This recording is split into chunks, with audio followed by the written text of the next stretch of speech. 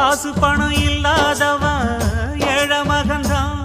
அவன் காட்டோரமா ரோட்டோரமா படுத்து தூங்குறான். சொத்து சொகம் உள்ளவனோ செல்வ மகன்தான். அவன் பஞ்சு மெத்த போட்டிருந்தும் முழிச்சு ஏங்குறான். எது மற்ற பேர்களுக்கு ஏது கவலை? 4 காசு வச்சிருந்தா 100 கவலை. இங்கு ஆசை வச்ச நெஞ்சுக்கெல்லாம் அமைதி இல்லையே. என்ன வேலை அது என்ன வேலை? மன நிம்மதிதான் இங்கு என்ன வேலை?